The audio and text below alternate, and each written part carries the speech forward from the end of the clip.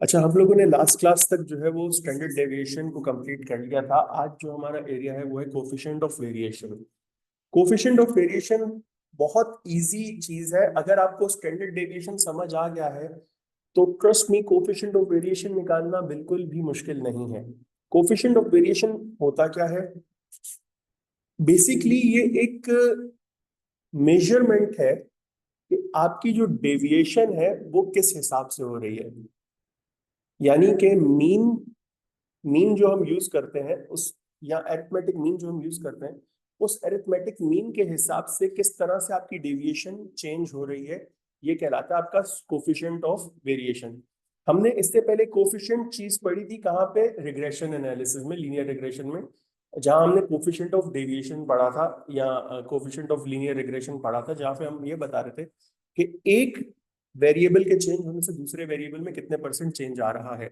अभी coefficient of variation भी मुझे यही बताता है कि स्टैंडर्ड डेविएशन में मीन की वजह से कितना चेंज आता है। यानी कि अगर मैं मीन को यूज करते हुए स्टैंडर्ड डेविएशन निकाल रहा हूं तो मीन के वजह से एक पर्टिकुलर डेटा पॉइंट में जो डिफरेंस आ रहा है, जो वेरिएशन आ रहा है, वो कितने परसेंट है, कितना है। यहाँ पे हम परसेंटेज में बात नहीं करते, यहाँ पे हम सिर्फ जो आपके पास आंसर आ रहा है सिंपल आंसर में बात करेंगे, बीट डेसिमल और bit fractional. The coefficient of variation is a statistical measure of the dispersion of data points in a data series around the mean. Again, mean के इर्द गिर्द, मीन के होने की वजह से स्टैंडर्ड डेविएशन कितना चेंज हो रहा है, that is the coefficient of variation. और ये कोफिशिएंट ऑफ वेरिएशन हम कैसे निकालते हैं? Standard deviation divided by mean, यानी कि थीटा अपॉन एक्स बार। अब यहां पर एक चीज आप अपने जहन में बिठा लो, यहां पर एक चीज आप अपने जहन में बिठा लो कि अगर आप स्टैंडर्ड डेविएशन ग्रुप्ड डेटा का ले रहे हो, अगर आप स्टैंडर्ड डेविएशन ग्रुप डेटा का ले रहे हो तो आप मीन भी ग्रुप डेटा का लोगे। अगर आप स्टैंडर्ड डेविएशन अनग्रुप डेटा का ले रहे हो तो आप मीन भी अनग्रुप डेटा का लोगे। देखो, अगर मेरे पास ग्रुप डेटा है तो उसमें मीन मैं निकाल सकता हूं अनग्रुप डेटा की, अनग्रुप के हिसाब से भी, बट ये गलत हो जाएगा। अगर मैं स्टैंडर्ड डेविएशन ग्रुप डेटा से निकाल रहा हूं तो मैं अरिथमेटिक मीन भी ग्रुप डेटा से निकालूंगा। सवाल है कि हमारे पास, इसको सॉल्व करते हैं। अच्छा, यहाँ पर एक चीज, ये लाइन लिखी हुई है, जरा इस लाइन पे गौर करना। The lower the coefficient of variation the better the risk return trade off will be. Coefficient of variation जितना कम होगा, रिस्क उतना कम होगा। जितना ज्यादा कोफिशिएंट ऑफ वेरिएशन होगा उतना ज्यादा रिस्क होगा। आई बिलीव ये चीज सबको समझ आ रही होगी। हमारे पास एक सवाल है, इससे हम स्टैंडर्ड डेविएशन और कोफिशिएंट ऑफ वेरिएशन दोनों निकालेंगे। सवाल हमारे पास कुछ नहीं है। The following shows the number of orders placed by customer in the last period. Number of order कितने हैं मेरे पास? 1 2 3 4 5, यानी कि ये मेरे पास क्या हो गया? डेटा पॉइंट्स आ गए, और ये मेरे पास इनकी फ्रीक्वेंसी आ गई। हमें क्या क्या चीजें चाहिए हैं? अच्छा, स्टैंडर्ड डेविएशन यहाँ पे हमें दिया हुआ है विच इज 1.11, जो कि हमने लास्ट सवाल में निकाला भी था 1.11। हमें सिर्फ इस सवाल में कोफिशिएंट ऑफ वेरिएशन निकालना है, जिसके लिए हमें सबसे पहले निकालना पड़ेगा मीन। और मीन हम कैसे निकालते हैं?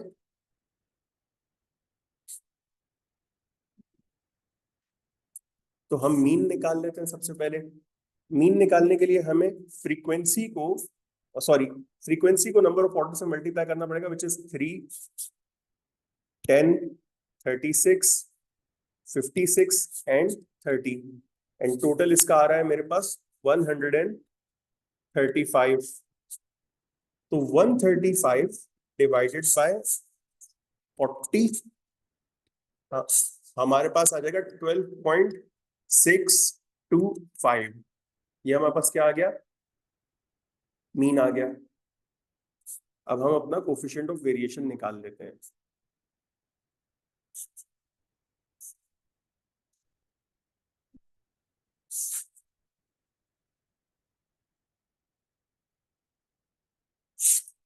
3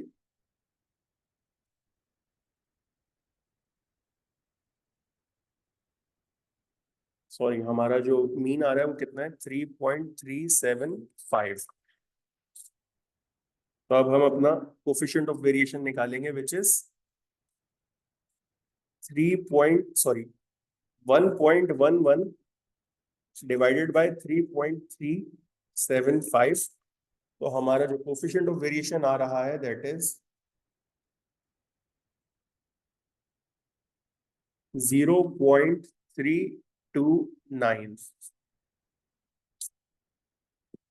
हमारा कोफिशिएंट ऑफ वेरिएशन कितना आ गया, 0.329। आई बिलीव ये चीज सबको समझ आ गई होगी। अच्छा, अब जो हमारा अगला एरिया है बिग डेटा में, वो कहलाता है एक्सपेक्टेड वैल्यूज। एक्सपेक्टेड वैल्यूज, जहां पे वर्ड एक्सपेक्टेड वैल्यूज आ जाए, जहां पे वर्ड क्या आ जाए, एक्सपेक्टेड वैल्यूज, मतलब वहां पे मेरे पास क्या आ गए, चांसेस आ गए। And every chance is considered to be a probability. Chances का मतलब क्या होता है, the probable outcome. Chances are the probable outcome. और जहां प्रोबेबिलिटी आ जाए वहां पे मेरे पास एक्सपेक्टेड वैल्यूज आ जाती हैं। और एक्सपेक्टेड वैल्यूज को कैलकुलेट कैसे किया जाता है, हम इसमें सीखेंगे। एक्सपेक्टेड वैल्यूज कैलकुलेट की क्यों जाती हैं, हम सबसे पहले ये पढ़ लेते हैं। Many business situation require a choice between numerous courses of action. यूं समझ लो कि मैं आपको कहता हूं कि भाई आप ये वाला काम करोगे तो इतना रिटर्न है, ये काम इस तरह से करोगे तो इतना रिटर्न है, और अगर इस काम को बिल्कुल अलग तरीके से करोगे तो इतना रिटर्न है। मैंने आपको तीन डिफरेंट चॉइसेस दे दी, तीन डिफरेंट चांसेस दे दिए, तीन डिफरेंट आउटकम्स दे दिए। Whenever there are multiple chances या मल्टीपल चॉइसेस या मल्टीपल आउटकम्स, तो फिर आप मुझसे एक सवाल पूछ सकते हो कि सर ये बताएं कि ये जो मल्टीपल आउटकम्स है इसमें मुझे एक्सपेक्टेड कितना आउटकम मिल सकता है। अब जब आपने मुझसे पूछा कि एक्सपेक्टेड कितना आउटकम मिलेगा, तो फिर मैं देखूंगा कि हर आउटकम के अकरेंस के चांसेस कितने हैं, हर आउटकम के अकरेंस के चांसेस कितने हैं। एंड जब मुझे हर आउटकम के अकरेंस के चांसेस पता चल जाएंगे तो मैं आपको बता दूंगा कि एक्सपेक्टेड वैल्यूज क्या आ सकती हैं, या एक्सपेक्टेड आपका रिटर्न या आउटकम क्या हो सकता है। जैसे एक छोटी सी बात करते हैं, भाई आपने F2 का पेपर पास करना है तो आपको वेरिएंसेस पढ़ना लाजमी है। वेरिएंसेस नहीं पढ़ोगे तो पासिंग चांसेस हैं आपके पास 50%। वेरिएंसेस पढ़ के जाओगे तो आपके पास चांसेस हैं तकरीबन 70%। और अगर आप बजटेड और वेरिएंसेस दोनों छोड़ दे दो तो फिर आपके पास पास होने का तो चांस ही नहीं है। तो आपने मुझसे पूछा कि सर अगर हम नॉर्मल तैयारी करके जाए तो हमारे कितने परसेंट पास होने के चांसेस हैं। तो फिर मैंने प्रोबेबिलिटीज बना के आपको बता दिया कि अगर आप नॉर्मल पढ़ के जाते हो तो आपके 70 to 75% चांस बन जाता है। ये है expected values. Okay, given that these choices relate to future outcome, the result will be uncertain. Clearly, the decision maker's experience and judgment are important in making good choices in such instances. जैसे मैंने अभी आपको बताया कि because ये future outcome है और result uncertain है, तो हम किस पे बात करते हैं, एक्सपेक्टेड आउटकम पे। One technique which can help जज the financial outcome of various option is expected values. And expected values is a long run average. Long run average का क्या मतलब है कि लंबे अरसे तक अगर मैं लेके चलूं तो मुझे क्या ऑन एन एवरेज कितना आउटकम मिलेगा, that is your long run average. Expected values is calculated as sum P X, where P is the probability and X is the outcome. सही, where P is the probability and X is the outcome. अब ये सवाल हम करते किस तरह से, एक ये सवाल है हमारे पास, हम इसको चेक कर लेते हैं। A company has recorded the following daily sales over the last 40 days period. Over the last 40 days period हमारे पास डेली सेल्स कितनी आ रही हैं, 5 दिनों में 10 यूनिट की डेली सेल हो रही है, 12 दिनों में 20 यूनिट की डेली सेल हो रही है, 15 दिनों में 30 यूनिट की डेली सेल हो रही है, और 8 दिनों में 40 यूनिट की डेली सेल हो रही है।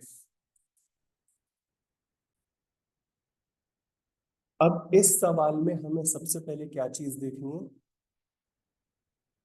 प्रोबेबिलिटी का है। मेरे पास इस सवाल में कहीं भी प्रोबेबिलिटी गिवन नहीं है, तो हमें प्रोबेबिलिटी निकालनी होगी। हम किस चीज की बेस पर अपने एक्सपेक्टेड वैल्यूज निकाल रहे हैं? Daily sales over the last 40 days. Daily sales over the last 40 days.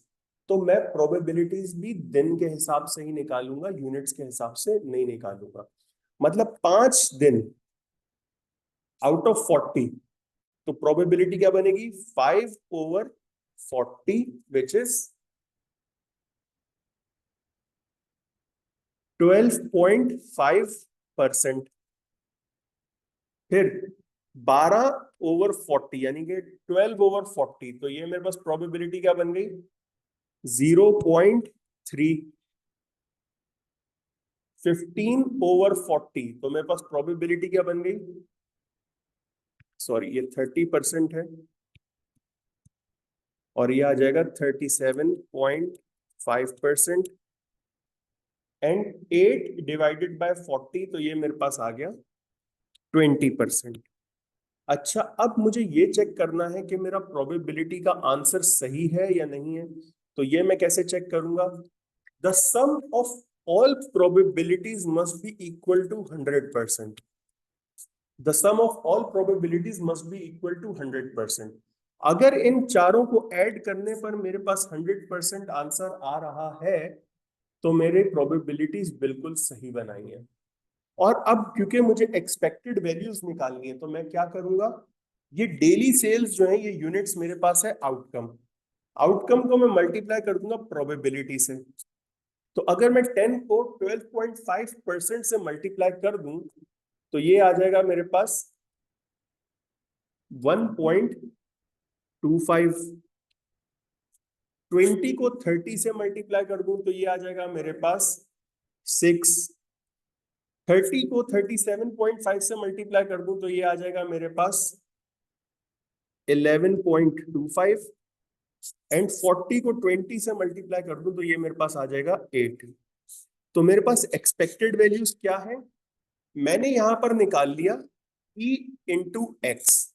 मैंने यहां पे निकाल लिया P into X, where X is the daily outcome and P is the probability. इन दोनों को मल्टीप्लाई किया, मेरे पास PX आ गया। और एक्सपेक्टेड वैल्यूज हम कैसे निकालते हैं? सम PX। इन चारों को हम ऐड कर देंगे, तो मेरे पास क्या आ जाएगा? एक्सपेक्टेड वैल्यूज आ जाएंगी, विच इज 26.5। आई बिलीव ये चीज सबको समझ आ गई होगी। हमारा लास्ट एरिया बिग डेटा में कहलाता है नॉर्मल डिस्ट्रीब्यूशन। नॉर्मल डिस्ट्रीब्यूशन कोई नई चीज नहीं है। हमने जो भी अब तक बिग डेटा में पढ़ा है वो सब एक जगह पे कंबाइन कर दो, तो आपके पास नॉर्मल डिस्ट्रीब्यूशन आ जाती है। और इस नॉर्मल डिस्ट्रीब्यूशन से हम जी स्कोर निकालते हैं, और जी स्कोर निकालने के बाद हम स्टैंडर्ड नॉर्मल डिस्ट्रीब्यूशन पर आ जाते हैं। Normal distribution, we will now combine what we have learned about probability with what we have learned about mean and standard deviations, and look at the normal distributions.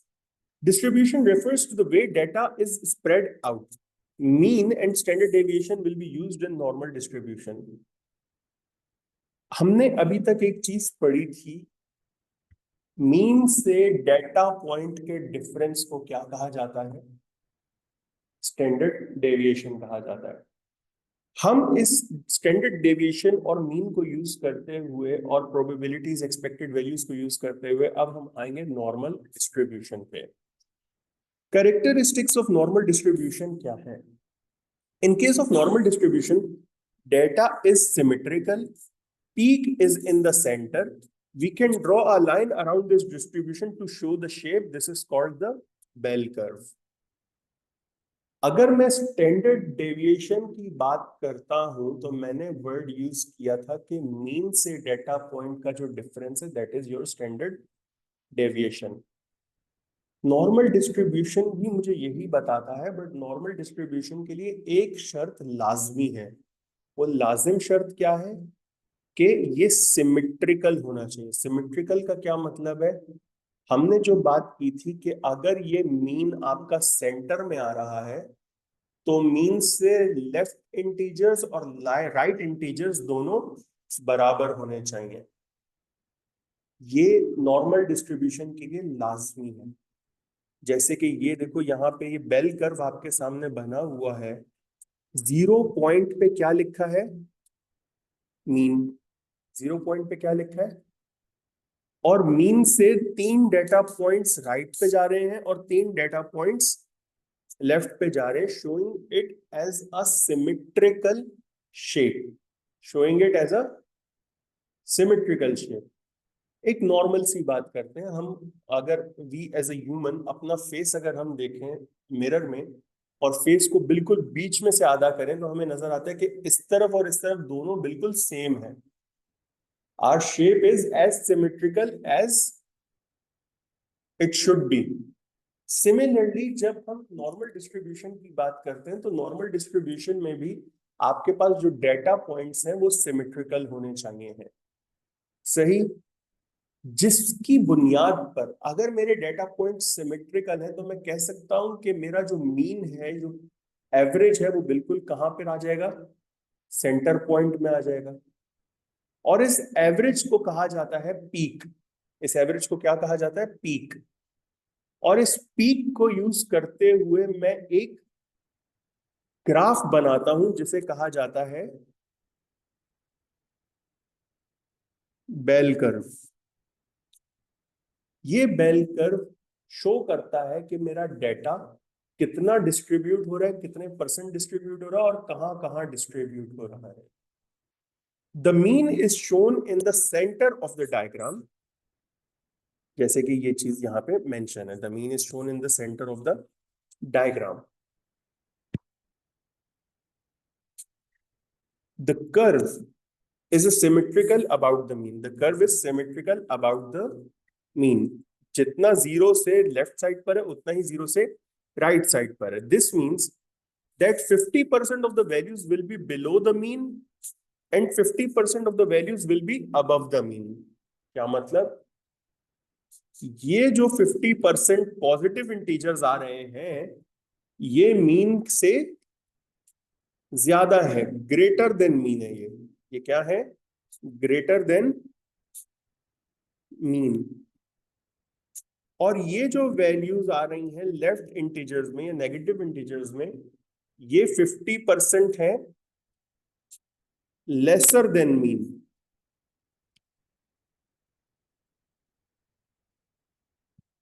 Symmetrical का मतलब ही है ना, if something is symmetrical and I divided into two, that means one half is the 50% and the other half is the 50%.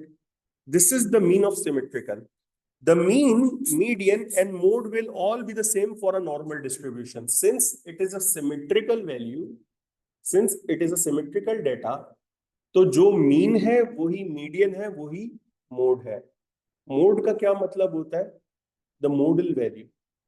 Median का क्या मतलब होता है? The centre point. और मीन का क्या मतलब होता है? The average. Model means the value that occurs the most, center point is the median and average is the average data. Now if my data is symmetrical, मतलब जितना mid से right side पर है उतना ही मिड से left side पर है, तो मोस्ट अकरेंस भी क्या हो रही होगी? जो मिडिल पॉइंट है। मीडियन भी वही होगा जो मिडिल पॉइंट है, और एवरेज भी वही होगा जो मिडिल पॉइंट है। तो इन अ वे सिमेट्रिकल डेटा में मीन, मीडियन, मोड मेरा क्या हो जाएगा? सेम हो जाएगा। The total area under the curve equals 1. The total area under the curve equals 1. यानी कि ये -3 से शुरू होके +3 तक कर्व के अंदर जो भी एरिया जा रहा है, ये बराबर है किसके? 1 के। तो मैं कह सकता हूं कि 0.5 ये है और 0.5 ये है। मतलब 0.5 एरिया मेरे पास जो है वो बिलो मीन है और 0.5 एरिया मेरे पास अबव मीन है। क्या मतलब है इस बात का? ये बात थोड़ी सी तंग करती है स्टूडेंट्स को, मैं इसलिए दोहरा देता हूं। ये पूरा का पूरा एरिया जो है, ये रिप्रेजेंट करता है किसे? 1 को, ये 0 है, ये 1 है।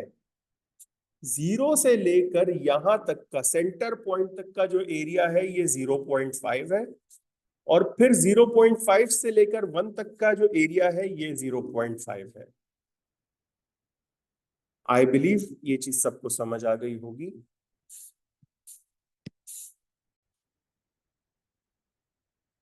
अब जरा ये चीज आप समझिएगा कि हम लोगों ने अभी तक यहाँ पे जो चीज पढ़ी, कि ये सारी बातें जो लिखी हुई हैं यहाँ से यहाँ तक, हमने सारी बातें पढ़ी, हमें सारी बातें समझ आई कि मीन जो है वो सेंटर ऑफ द डायग्राम है। सिमेट्रिकल डायग्राम होती है हमारे पास, जो मीन से नेगेटिव इंटीजर की तरफ और पॉजिटिव इंटीजर की तरफ सेम डिफरेंस होता है। 50% जो है वो बिलो मीन है, 50% अबव मीन है। ये सारी चीजें पढ़ने के बाद अब जो इसका मैंने एक समराइज्ड वर्जन बनाया है वो क्या है। In general, 68% of the values are within one standard deviation. Within one standard deviation का क्या मतलब है कि ये -1 से लेके +1 तक का जो डिफरेंस है, इसके अंदर आपकी 68% वैल्यूज जो है वो फॉल करती हैं। कितने परसेंट वैल्यूज फॉल करती हैं? Between -1 and +1.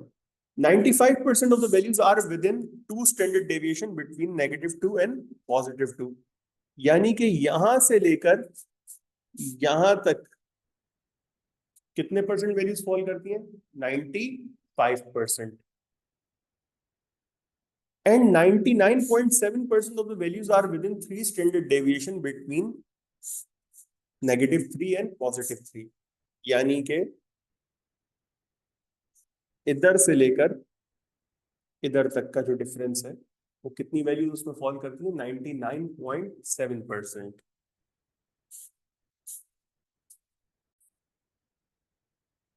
If we know the mean and the standard deviation for a distribution, we can work out the percentage chance probability of a certain value occurring. Okay.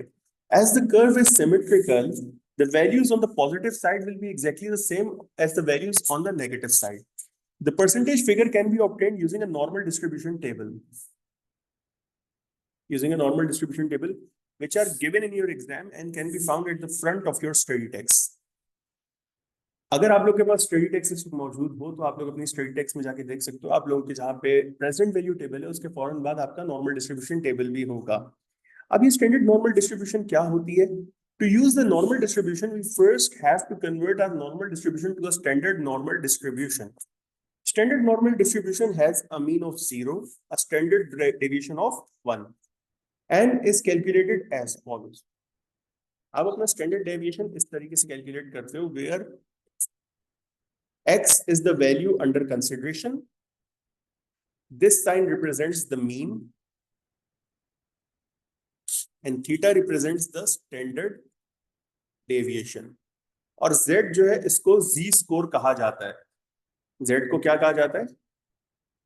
z score.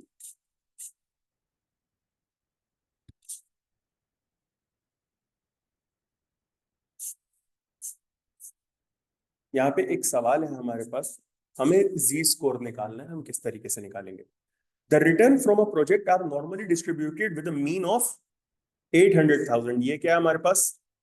Mean आ गया। ये हमारे पास क्या आ गया?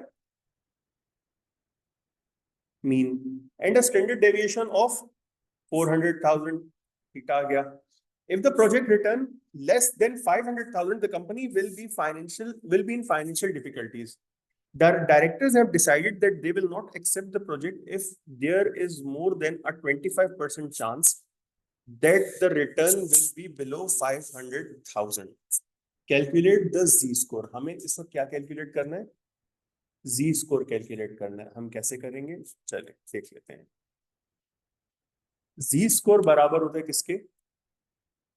Value under consideration. Value under consideration क्या है हमारे पास? 500,000 minus mean.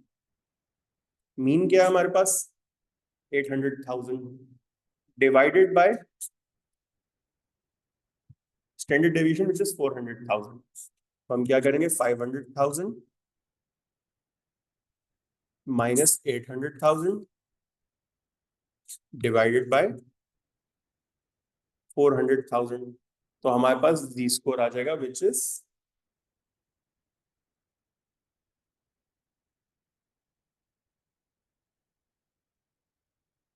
0.75 negative.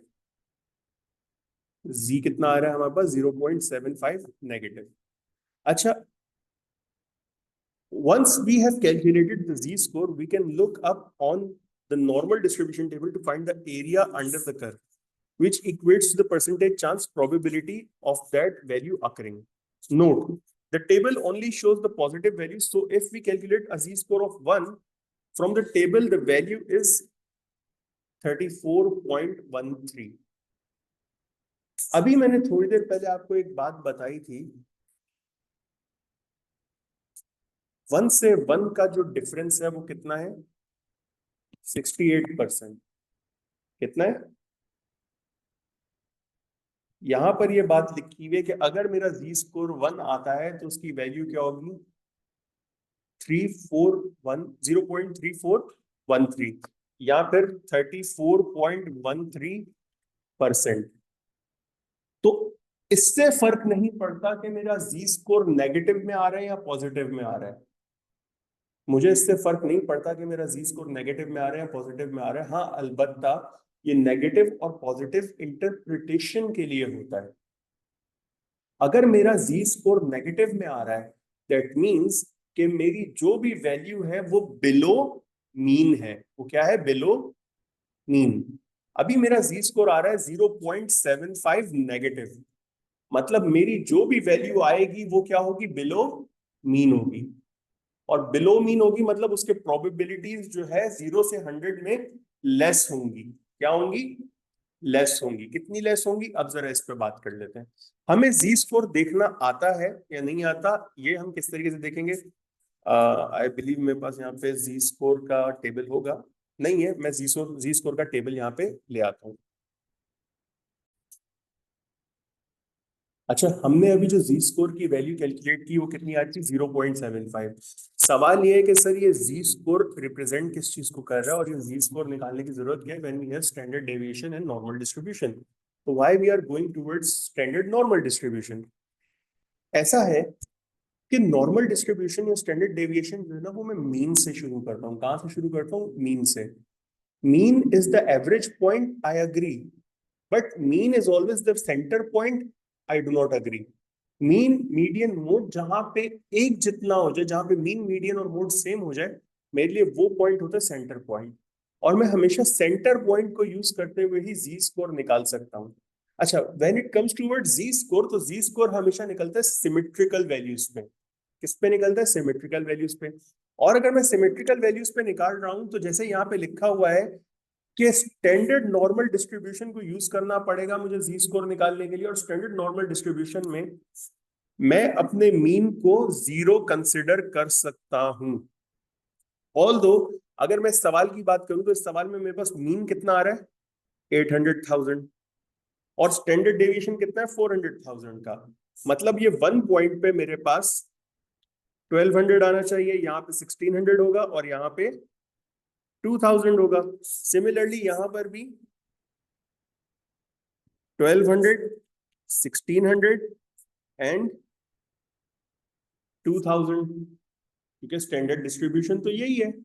But यहां पे मैं स्टैंडर्ड डिस्ट्रीब्यूशन की बात नहीं कर रहा, यहां पे मैं बात कर रहा हूं मुझे चाहिए probability of this standard distribution. इस स्टैंडर्ड डिस्ट्रीब्यूशन की प्रोबेबिलिटी क्या है और जो वैल्यू मेरे लिए अंडर कंसिडरेशन है उसकी प्रोबेबिलिटी क्या है। तो अगर मैं एक नॉर्मल स्टैंडर्ड डिस्ट्रीब्यूशन की प्रोबेबिलिटी निकालूं तो उसके लिए हम यूज करते हैं जी स्कोर को। Z score varies between 0 to 3। Z score जो है वो वेरी करता है बिटवीन 0 to 3। अब वो 0 से +3 भी हो सकता है और वो 0 से -3 भी हो सकता है, because it is of a symmetrical value. एक सिमेट्रिकल वैल्यू है तो उसका मिडिल पॉइंट मेरे लिए क्या है? 0 है।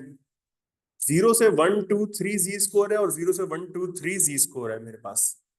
0 से 3 पॉजिटिव पे जी स्कोर है और 0 से 3 नेगेटिव पे जी स्कोर है मेरे पास। क्या मतलब इस बात का? इस बात का मतलब ये है कि मेरा जी स्कोर, मेरी प्रोबेबिलिटीज, मेरे एक्सपेक्टेड वैल्यूज पॉजिटिव भी हो सकती हैं और नेगेटिव भी हो सकती है। अगर मेरी प्रोबेबिलिटी या मेरा जी स्कोर नेगेटिव इंटीजर की तरफ आ रहा है, अगर मेरी प्रोबेबिलिटी या मेरा जी स्कोर नेगेटिव इंटीजर की तरफ आ रहा है, यानी कि ये सिमेट्रिकल है, ये आपके पास सिमेट्रिकल वैल्यू बनी हुई है। अगर मेरा जी स्कोर नेगेटिव इंटीजर की तरफ आ रहा है, means the probability is below 50%। The probability is below 50%। अगर मेरा जी स्कोर पॉजिटिव इंटीजर की तरफ जा रहा है, that means the probability is above 50%। I believe ये चीज सबको समझ आ गई होगी। अब जरा इस सवाल पे गौर करते हैं। इस सवाल पे मेरा जी स्कोर आ रहा था -0.75। इस सवाल पे मेरा जी स्कोर कितना है? -0.75 मींस मेरी यहां कहीं पे मेरा जी स्कोर आ रहा है, यहां पे जी स्कोर आ रहा है, तो मतलब ये वाले जो चांसेस हैं, ये मेरे लिए प्रोबेबिलिटीज हैं। ये मेरे लिए क्या है? प्रोबेबिलिटीज है। और प्रोबेबिलिटीज किस चीज की? The value under consideration, that is 500,000। मेरी वैल्यू 500,000 थी अंडर कंसिडरेशन, उसकी प्रोबेबिलिटीज कितनी है मेरे पास? सॉरी, उसका जी स्कोर कितना है मेरे पास? -0.75, which means the probability of occurring 500,000 is below 50. Below 50. Can we all agree on this thing? Can we all agree on this thing that the probability of occurring 500,000 is below 50 point? I believe ये चीज सबको समझ आ गई होगी। अब जरा आगे बढ़ते हैं। सवाल में ये लिखा हुआ है, the project will not be accepted if the project there is a probability of more than 25% chances that the return will be below 500,000. If the chances are more than 25% that the return will be below 500,000। मैं सिर्फ एक सवाल यहाँ पे छोड़ दूंगा पूछ के, और फिर उसको सॉल्व करवाऊंगा बाद में। 0.75 नेगेटिव जी स्कोर, क्या ये प्रोबेबिलिटी 25% से ऊपर की है या नहीं है?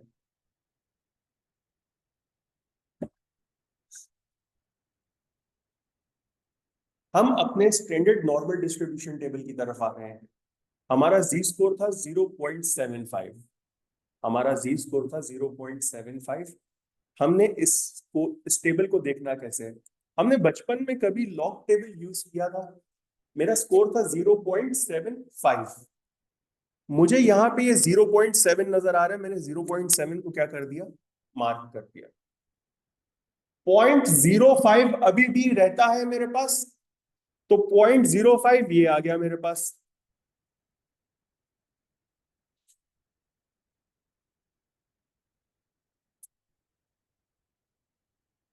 तो मेरा जी स्कोर 0.75 के हिसाब से कितना आ गया?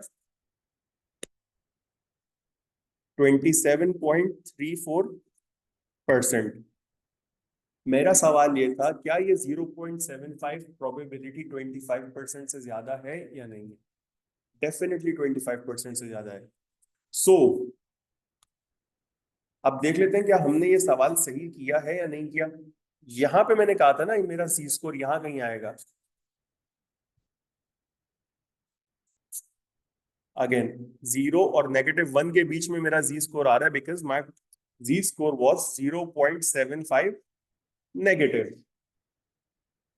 और हमें ये देखना है कि क्या ये हमारे लिए फिजिबल है या नहीं है। मैंने अभी आंसर निकाला इस तरीके से, 0.75 को जब हमने चेक किया तो हमारे पास आ रहा था 27.34। कितना आ रहा था? 27.34। 27.3% मेरे पास चांसेस हैं कि मेरा रिटर्न 5 लाख से क्या होगा? कम होगा। बिकॉज मेरी कंसिडरेशन ही ये थी कि क्या मेरा रिटर्न कम होगा या ज्यादा होगा। मेरी कंसिडरेशन ये थी कि क्या मेरा रिटर्न कम होगा, और अगर कम होगा तो कितने परसेंट कम होगा। क्योंकि अगर ये 25% से ज्यादा प्रोबेबिलिटी बनी कि मेरा रिटर्न 5 लाख से कम होगा, तो मेरे लिए प्रोजेक्ट एक्सेप्टेबल नहीं होगा। यहाँ पे अगर मैं जी स्कोर के हिसाब से प्रोबेबिलिटी फाइंड करूँ तो मेरी प्रोबेबिलिटी कितनी आ रही है? 27.34%। बट हमें कहा यह गया राउंड टू 1 डेसिमल प्लेस, तो 27.3% प्रोबेबिलिटी है कि my return will be less than 500,000। 27.3% chances or probabilities that my return will be less than 500,000। और अगर मेरे पास 25% से ज्यादा चांसेस है रिटर्न 5 लाख से कम होने के, तो मैं प्रोजेक्ट एक्सेप्ट नहीं करूंगा। So the project will not be accepted.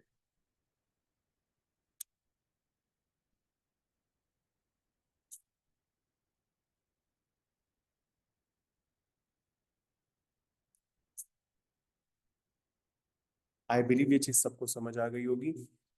यहाँ पे हमारा टॉपिक जो है वो एंड हो गया। किसी का कोई भी सवाल होता है तो you guys can contact me any time. तब तक के लिए अपना ख्याल रखिएगा, दुआओं में याद रखिएगा। अल्लाह हाफिज।